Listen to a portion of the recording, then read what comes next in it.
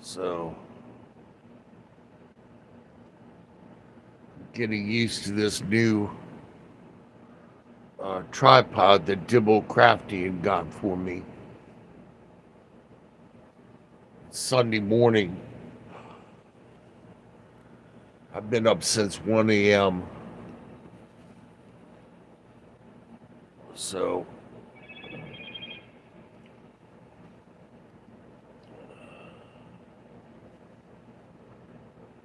I just got a message from somebody.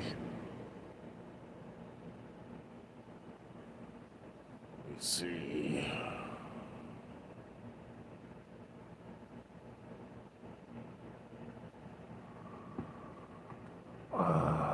So, I gotta find a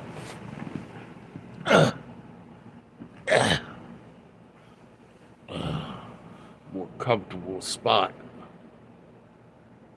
I've got the chills this morning. My blood pressure was really high, so I haven't been able to have a cup of coffee, and uh,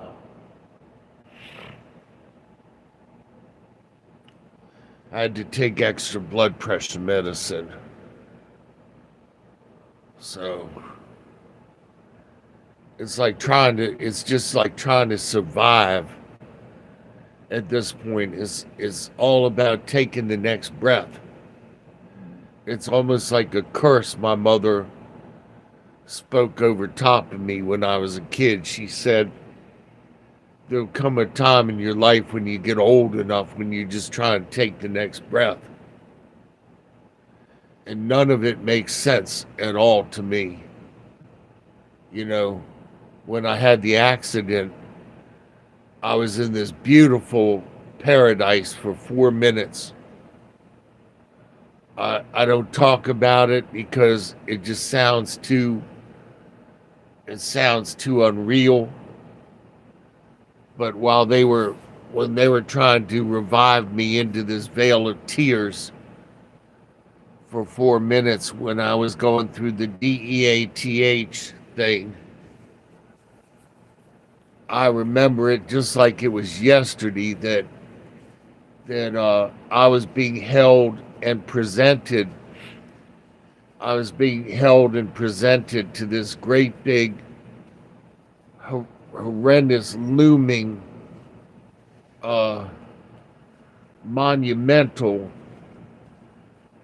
throne or altar, just like a slain animal, like I was being handed over to the other side. I mean, gates and a throne and everything, just as high as a mountain and incredibly beautiful. And the problem is that after I was revived, nothing here on earth, comes close to that experience. A blue sky doesn't do it for me anymore, and the most delicious food doesn't taste as good anymore. Nothing in my mind compares to what I experienced during those 4 minutes. So the reason I'm saying all that is uh, I got up last night at 1 o'clock in the morning, and my body was just trying to deal with the abuse from the day before, courtesy of my neighbors. They decided to barbecue, but rather than have the barbecue out in the open where the smoke will blow away, of course they barbecued right underneath the awning. Hotels have a staircase that runs, for the second floor over top of the first floor. And of course, the smoke went up and then it came back down. And I was taking an old man nap, and I woke up I woke up to this oily, thick smoke in my room. And so I opened up the door. The maintenance guy was going by. I said, "Well, what's with all the smoke in my room?" And he said, "Well, your neighbor's barbecuing." And I tried to explain to him about the cancer making everything smell more intense. Like if you're sick and you're filling your car up with gas, the gas fumes smell very intense.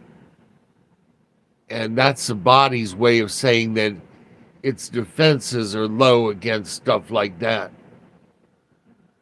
So, in any case, I shut the door and turned all of my filters up to high, and it didn't help much. So, I woke up 1 o'clock this morning with my throat all swollen and congested and all that other crap.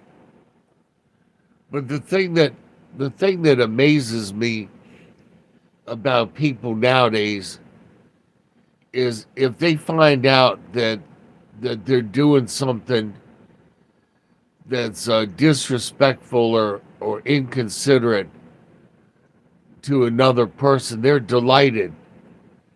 It makes them happier.